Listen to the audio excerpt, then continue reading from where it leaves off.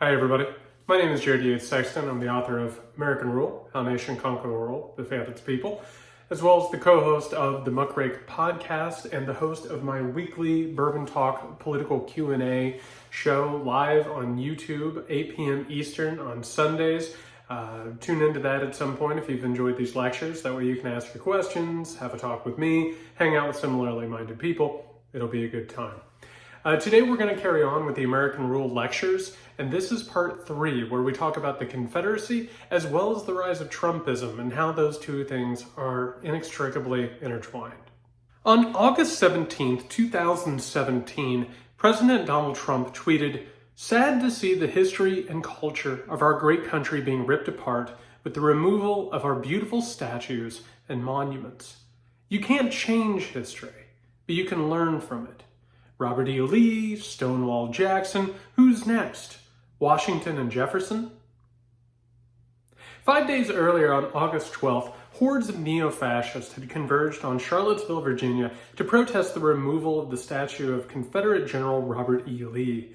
After hours of violent battles and assaults in the streets, James Alex Fields drove his Dodge Charger into a crowd of people, injuring 19 and killing 32-year-old Heather Heyer. Since the Charlottesville tragedy, Donald Trump and Republicans have continued to defend the Confederacy and promote and protect white supremacists. So exactly what is the relationship between Donald Trump, the modern Republican Party, and the Confederate States of America? To begin, we have to go back to the founding of the country, which we talked about in the American Rule lecture number 2. And we have to talk about the Constitution. Now remember, from that lecture and from talking about how the Constitution was written and eventually ratified, remember that the founders had to give the South concessions to make sure that they were part of the constitutional ratification. First and foremost was the 3/5 Compromise, which allowed the South, which was more sparsely populated than other parts of the country, to count its slaves as 3/5 of a person towards their census and towards their representative power. This meant that the South was going to be given an outsized type of representation. We also, of course, have the Electoral College, which, remember from lecture number 2 in the American Rule lecture series, was a byproduct of the Founding Fathers' distrust and lack of respect for the common people. As well, there was a promise to protect the institution of slavery. For the Founding Fathers, whether or not they were in favor of the institution of slavery, and certainly many of them were slaveholders, and not a lot of them were very troubled by the idea of continuing the institution of slavery, this deal that they gave the South was more than enough for them to protect the Constitution that they had created, which, a reminder, they weren't authorized to do in the first place. And what this did was it gave outsized power to the South. Because of this, the South was absolutely crucial in determining the trajectory of the country and its politics, meaning nearly no president could be elected without the confirmation of the South and the approval of the South. In almost every matter, the South and its political powers was going to come out on top. In 1829, Andrew Jackson of Tennessee was elected president.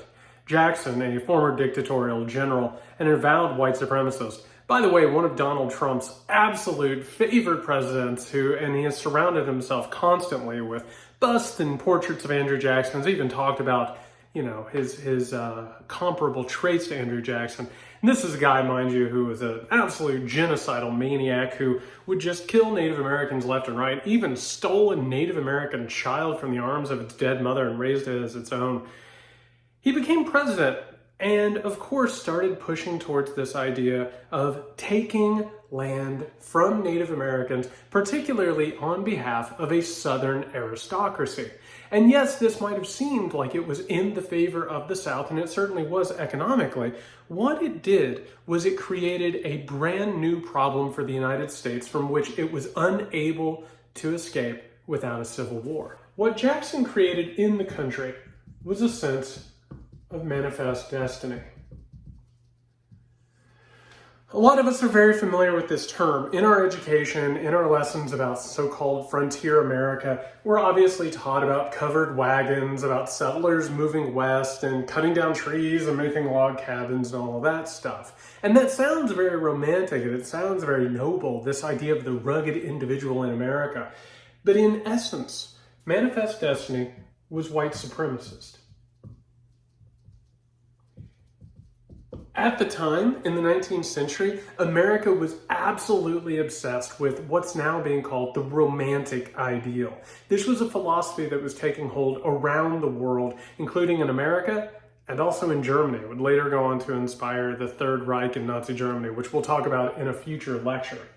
But this entire idea was based around the idea that Anglo-Saxons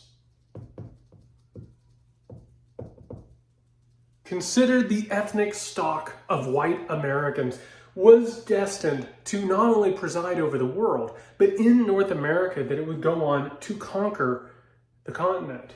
This led to mass expansion. Obviously, we move out west. We start moving into the so-called frontier and quote-unquote settling it, even though that's right, there were already people there. But we go over there, we conquer the land, we go out there and we enforce the will of Anglo-Saxon dominance and white supremacy. This creates a problem though. As we expand out and as we start welcoming new states into the Union, we have to ask a question. Are these states free or slave states? This problem exposes the white supremacy at the heart of America, particularly within its founding and its growth. The question was whether or not these states were going to be welcomed in as free states or slave states. And with each new welcoming of a state, it might actually imbalance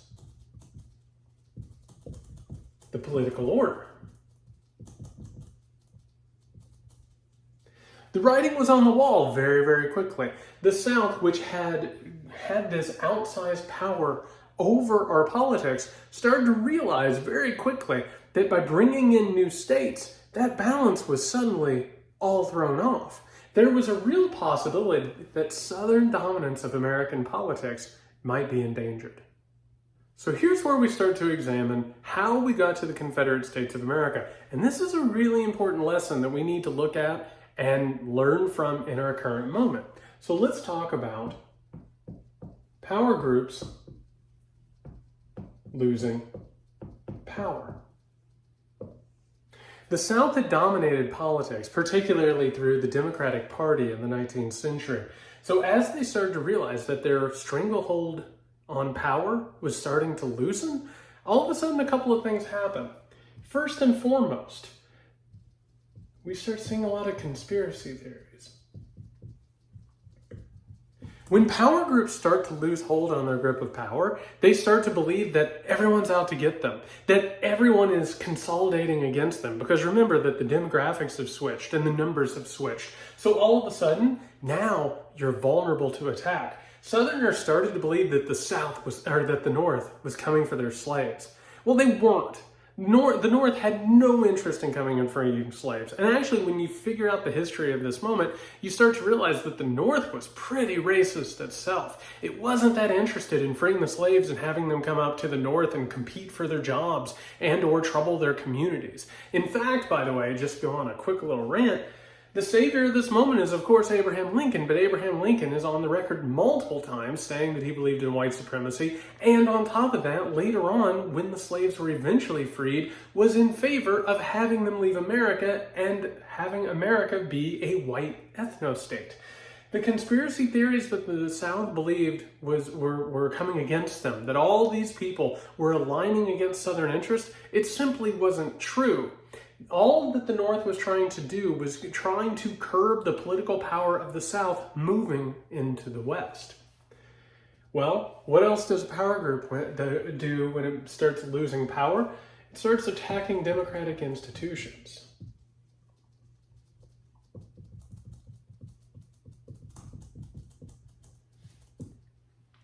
In our places of representation, in Congress, the South starts waging war against other representatives.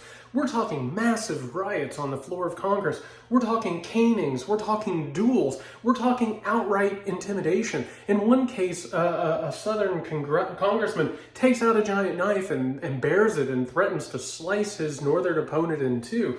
They start trying to intimidate people who might undermine the institution of slavery and Southern rule.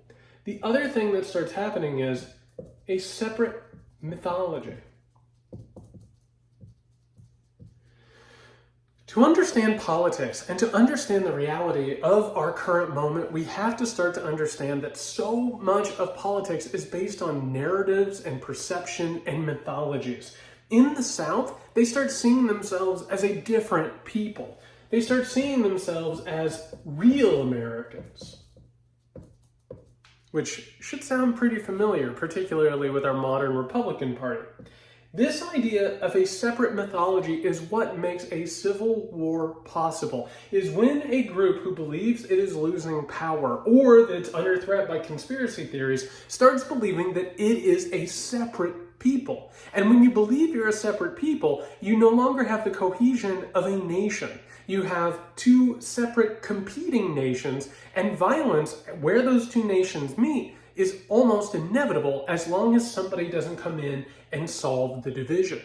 Unfortunately, the American Civil War is incredibly misunderstood because we don't want to spend a lot of time really investigating the problems with America and the inherent fragility of America. We especially don't want to talk about white supremacy, which we absolutely have to do if we want to understand this time.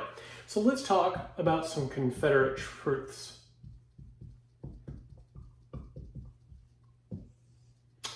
First and foremost, it was founded to protect slavery.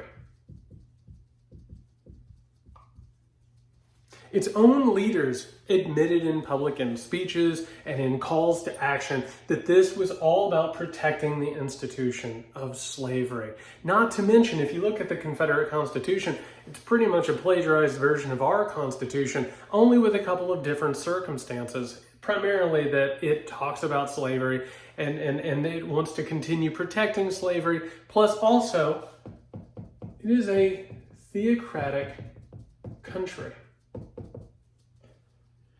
The Confederates believed that they were the true heirs to the founding fathers. They believed that something had gone wrong since the founding, tell me if that sounds familiar, and that traitors and unreal Americans, that they had moved the country in a direction that the founders wouldn't want, and as a result, they were the true heirs to the founders' legacy.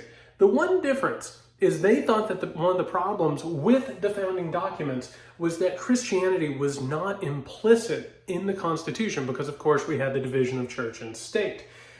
The Confederacy was a theocratic country. It believed that God was the ruler of mankind and gave sovereignty to his people. This can be seen in statements by people like, Confederate President Jefferson Davis, who called on the Confederacy to recognize our dependence on God and supplicate his merciful protection. We have a very active Christian community and Christian leadership in the South, which makes slavery godly. You can find this in countless sermons from the Confederate States of America. Whenever they won battles, they gave all glory to God, saying that God had chosen them to, have this victory over the North. When they lost their victories, they were told to humiliate themselves and, beg God to give the Confederate States of America a favor. It's a really bizarre time.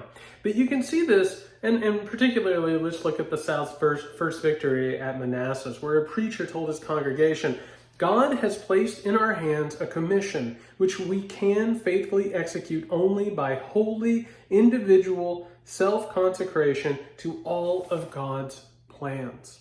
What we find here is that the Confederates claim the noble lie of America. Remember, in lectures 1 and 2 of the American Rule Lecture Series, we talked about this idea of the noble lie. The idea that America is exceptional because it's been chosen by God, particularly a Christian God, particularly the white race of America been chosen by a racist God in order to carry out his will in the world and in the universe. The Confederates claimed this noble lie for themselves. They said, you've squandered it. We are the true inheritors of this noble story of America. The defeat of the Confederacy didn't destroy white supremacy. It survived in our laws, our politics, and our culture. The symbolic defeat hid it, though, and gave white supremacists an easy alibi in which to hide their feelings. Because racism was supposedly over. By freeing the slaves and through the idea of a baptism of blood, the murder of hundreds of thousands of Americans, and then eventually Abraham Lincoln being offered up as a martyr against white supremacy, we start believing in America that we've been cured of the ill of slavery and also of white supremacy. One place where the Confederacy remains, not just to mention in our politics and our culture, is in Southern Baptist. This group of people, which by the way, before the war and during the war, obviously pushed for the legitimization of slavery through the Christian ideal, it continues. It continues preaching this idea of white supremacy. This is the religion that continues pushing the idea that the white race is somehow or another superior to the black race. Therefore, you obviously need laws against black people. You need segregation. You need Jim Crow. We also see the influence of people like Jerry Falwell. We have Southern Baptist preachers who start creating around themselves cults of personality that build up the idea of a South that is noble and is godly. That this racism that is hidden in our laws and is overt in segregation and in Jim Crow, that it is righteous and it is Christian.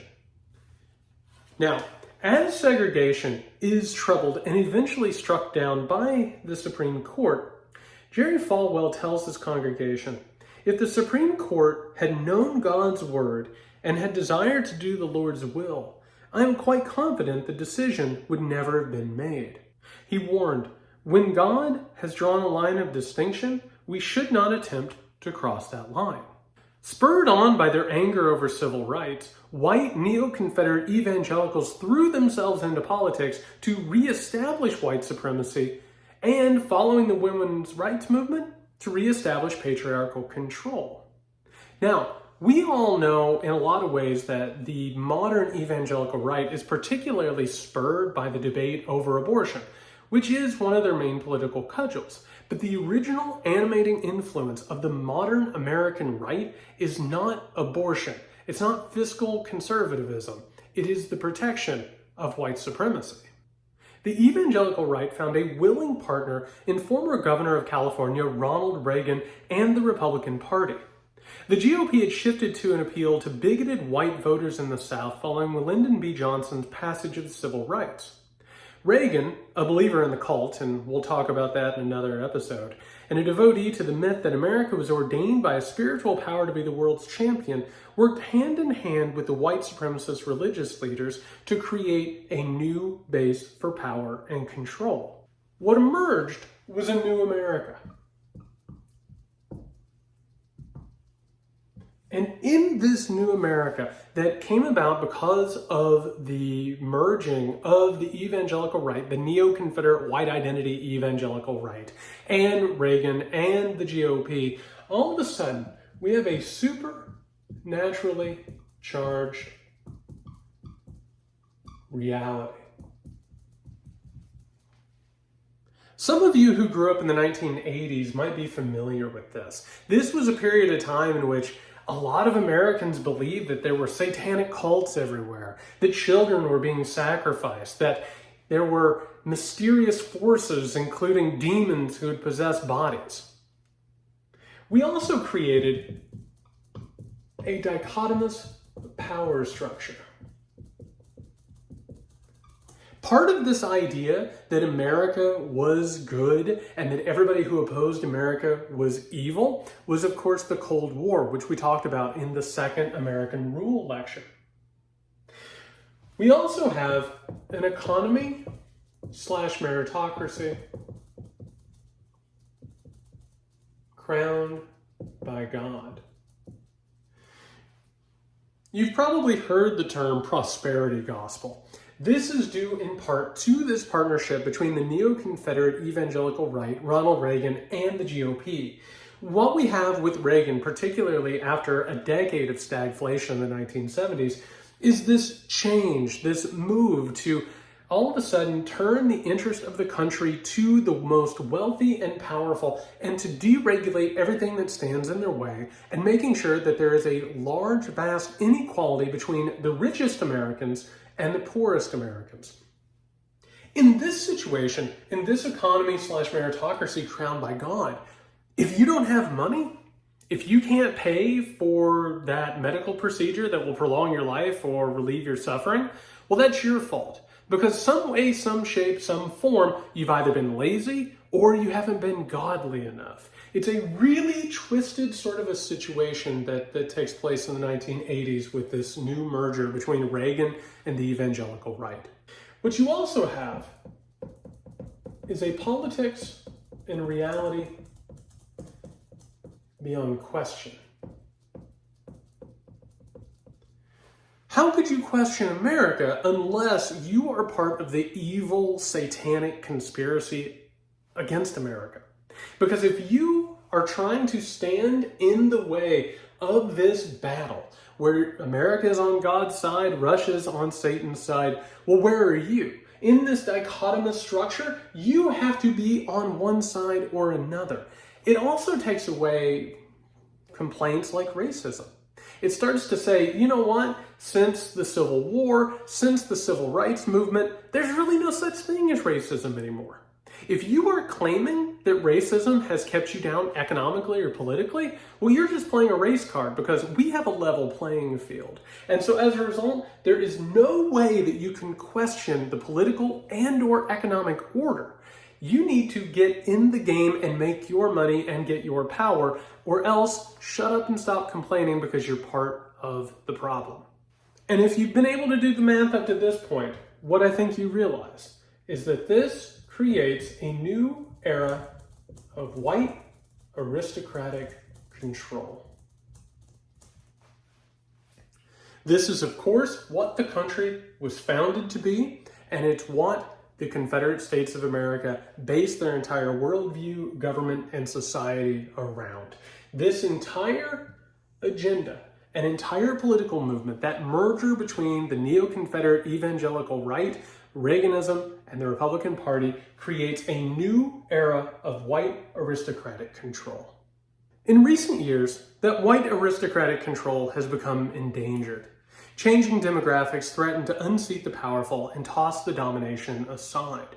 The election of Barack Obama, the first African-American president, signaled this change, and Republicans and white supremacist neo-Confederate evangelicals realized their monopoly on power was statistically endangered. Again, we need to be reminded, what happens when a power group loses power? It starts to rebel. It starts to fight back. It starts trafficking in conspiracies. It attacks democratic institutions.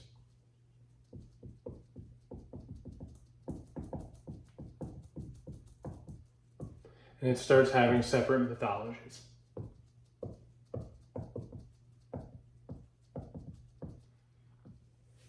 What we're watching right now in the era of Trumpism is we are watching white supremacy once again feeling like it is losing control over reality and power in America. As a result, it is afloat with conspiracies that legitimize violence.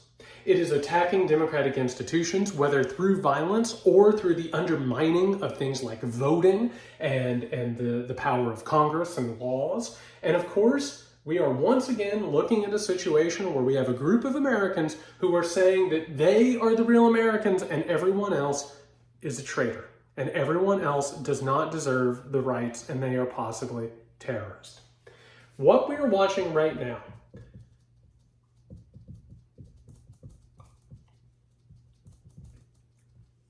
is the fulfillment of an old prophecy from the Confederacy. The idea that the South will rise again. Well, what we're watching is we are watching the Confederacy reenacted. Only this time, it isn't necessarily geographically bound. Because once the Confederacy fell, it started to spread through the United States of America, all over the place, through the Midwest, through the East, through the West. You start to see this Confederate white supremacist idea spread around the country, and now it has found its grip in Trumpism. We're watching once more another Civil War type moment where the people who are in trouble and they are possibly losing power are starting to react the exact same way that power groups always react when they start to lose power. In our next lecture, we will talk about how American mythology and a lot of these stories that we have been taught and that we have been trapped within, how those were used by white supremacists and hyper-capitalists to take over the world in totality and to inflict their ideas of white supremacy and aristocracy on people around the world, and how that currently puts us in incredible danger. I hope you'll join me then, and in the meantime, if you haven't watched American Rule Lectures 1 and 2, please go ahead and do that, and we'll be back soon and we'll talk more about this current crisis. Everyone, stay safe.